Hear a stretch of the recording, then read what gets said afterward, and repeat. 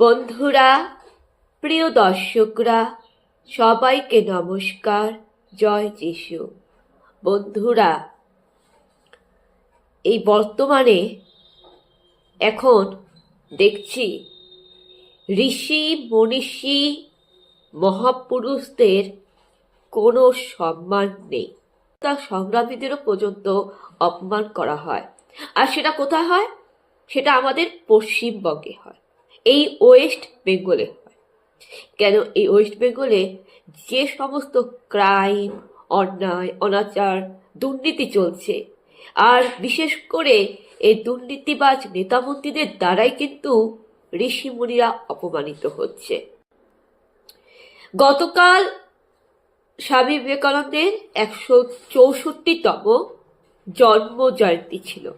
164তম জন্ম জয়ন্তী ছিল। সেখানে তার বাড়ি কলকাতার সিমলা স্ট্রিটে, উনার বাড়ির কাছে স্বামী বিবেকানন্দের একটা ছবি ছিল, যেখানে ছিল শ্রদ্ধাঞ্জলি, স্মরণীয় স্বামী বিবেকানন্দ, তার শ্রদ্ধা ভক্তির জন্য তার একটা ছবি ছিল। এবং উনার ছবির পাশে দিয়েছে আমাদের সিএম, রাজ্য সরকার, তার ভাইপোর ছবি। লেখা আছে কি, স্বাগতম যুবরাজ। হ্যাঁ, এবং এই ছবিটা দিয়েছে স্বামী বিবেকানন্দের সাথে পাশে। এবং কি বলা হচ্ছে যে উনি কিনা আমাদের বর্তমানে স্বামীজি, মানে স্বামী বিবেকানন্দই নাকি এখনকার যুবরাজ, মানে ভাইপোর কথা বলছে। ভাবুন, একজন স্বামী বিবেকানন্দ, যিনি কিনা আমাদের দেশের জন্য তার নিজের প্রাণ, নিজের জীবন, নিজের পরিবার, নিজের সংসার ত্যাগ করে, নিজের আত্মত্যাগ, তার আত্মত্যাগ, আত্মবলিদানের মাধ্যমে আমাদের ভারতবাসীর জন্য, ভারতবাসীর কল্যাণের জন্য, সমাজের কল্যাণের জন্য, হিন্দু ধর্ম সংরক্ষণের জন্য যিনি আমেরিকাতে গিয়েছিলেন, যিনি আমাদের ভারতবর্ষের জন্য আমেরিকাতে গিয়েছিলেন, যিনি আমাদের জন্য অনেক কিছু করেছেন, আমাদের সমাজের কল্যাণের জন্য করেছেন, যিনি সমাজের কুসংস্কার, অন্ধবিশ্বাস, সমাজের অন্যায় অনাচারের বিরুদ্ধে প্রতিবাদ করেছেন, যিনি আমাদেরকে, আমাদের যুব সমাজের জন্য যিনি অনুপ্রেরণা, আমাদের যুব সমাজের অনুপ্রেরণা, তার সাথে ভাবুন তো, সেই একটা মহান পুরুষ, একজন যুগাবতার মনীষীর সাথে একটা চোর, দুর্নীতিবাজ নেতামন্ত্রী, কোনো রাজনৈতিক দলের নেতামন্ত্রী বা কোনো সাধারণ মানুষের তুলনা করা চলে? আপনি বলুন না। তামার সাথে কখনো হীরার তুলনা করা চলে? কোথায় হীরা আর কোথায় তামা?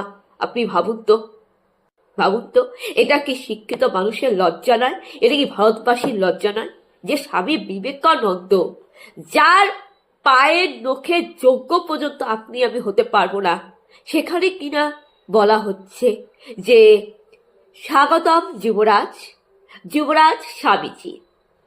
ভাবুন কোন অ্যাঙ্গেল থেকে যুবরাজ হয়ে গেল আর যুবরাজ কিনা স্বামীজি হয়ে গেল। ভাবুন, দেশের বিরোধিতা করতো, মানে যা খুশি বললেই হলো। হ্যাঁ, যা খুশি বলে দিলেই হয়ে গেল। হ্যাঁ, কোথা থেকে বলবে যে ইনি ছিলেন বঙ্কিমচন্দ্র চট্টোপাধ্যায়, ইনি ছিলেন রবীন্দ্রনাথ ঠাকুর, মানে হয়ে গেল নাকি? যাকে যাকে খুশি আপনি স্বাধীনতা সংগ্রামী বানিয়ে দিবেন, বিপ্লবী বানিয়ে দিবেন, মনীষী বানিয়ে দিবেন, এটা হয়ে যায়? এটা মেনে নেওয়া যায়? বন্ধুরা, এদেরকে পাগলাগাঁওতে পাঠিয়ে দেওয়া উচিত। মানে আপনি যাকে পাবেন, যে কেউ এসে বলবে যে ইনি ছিলেন বিপ্লবী, ইনি ছিলেন রবীন্দ্রনাথ ঠাকুর আগের জন্মে, ইনি ছিলেন বঙ্কিমচন্দ্র চট্টোপাধ্যায়, যাকে খুশি বলে দিলে হয়ে গেল না? হঠাৎ করে বলে দিল যুবরাজ স্বামীজি, হঠাৎ করে বলে দিল যুবরাজ স্বামীজি। কোন অ্যাঙ্গেল থেকে যুবরাজ স্বামীজি হলো? বন্ধুরা, বন্ধুরা, একটা চিরন্তন কঠিন সত্য কথা বলবো, একটা বাস্তব সত্য কথা।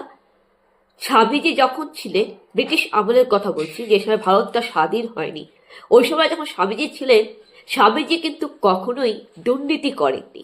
স্বামীজি কখনোই কারোর কাছ থেকে মিথ্যা প্রতিশ্রুতি দিয়ে, চাকরি দেওয়ার প্রতিশ্রুতি দিয়ে প্রতারণা করে ঘুষ দিয়ে দুর্নীতি করেনি। স্বামীজি কখনো কাউকে চাকরি পাইয়ে দেবে বলে টাকা খায়নি। স্বামীজি কখনোই ধর্মের নামে কোনো কালা জাদু বা কোনো ব্ল্যাক ম্যাজিক বা কোনো তান্ত্রিক মান্ত্রিক কোনো ওঝাগিরি কিন্তু করেনি। স্বামীজি কিন্তু কোনো ভণ্ড সাধু ছিলেন না, না তিনি কোনো ধর্মের নামে কোনো ব্যবসা করেছেন আর না কাউকে ঠকিয়েছেন।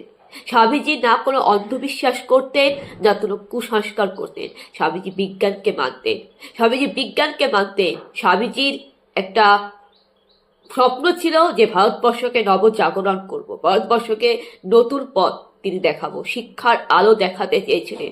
ভারতবর্ষকে তিনি শিক্ষার আলো, আদর্শের নীতি তিনি শুনিয়েছিলেন। স্বামীজি কিন্তু কোনোদিন রাজনীতি করতেন না, স্বামীজি কখনো নেতাগিরি করতেন না। স্বামীজি না কোনো কয়লা চুরি করেছে, না কোনো বালু চুরি করেছে, না তিনি কোনো দুর্নীতি বা সরকারের চটি চাটা ছিলেন। স্বামীজি কোনো দুর্নীতি বা সরকারের চটি চাটা ছিলেন না। স্বামীজি কোনো অন্যায়কে সমর্থন করতেন না। আর স্বামীজি যেটা ছিলেন, হাজার চেষ্টা করেও আপনি কেউ স্বামীজি হতে পারবেন না। স্বামীজি একজনই আছে, একজনই ছিল আর একজনই থাকবেন আমাদের সকল ভারতবাসীর হৃদয়ে স্বামীজি এখনো চিরস্মরণীয় এবং তিনি অমর হয়ে আছেন। তিনি একজনই ছিল। তাকে তো ঈশ্বরই তাকে পৃথিবীতে পাঠিয়েছিল। ঈশ্বর জানে যে ইনি স্বামী বিবেকানন্দ, ইনি আগামী দিনে স্বামী বিবেকানন্দ হিসাবে আমাদের কাছে পরিচিত হবে। তাকেই তিনি পাঠিয়েছিলেন। তাই যিনি স্বামী বিবেকানন্দ, যাকে কিনা ঈশ্বর ঠিক করে পাঠিয়েছিলেন, তিনি তো একজনই। আর তিনি কিন্তু ভারতবর্ষের জন্য অনেক কিছু করেছেন। এবং তিনি পরিবেশের জন্য করেছেন। তিনি পরিবেশ প্রেমী ছিলেন, তিনি জীব প্রেমী ছিলেন। তিনি তো বলেছিলেন যে জীব সেবাই হচ্ছে ঈশ্বরের সেবা। তিনি বলেছিলেন যে কোনো ক্ষুধার্ত পশু, নিরীহ প্রাণীকে খাওয়ালে বা কোনো ক্ষুধার্ত গরিব কাঙ্গাল ভোজন করালেই সেটা ঈশ্বর সেবা হয়।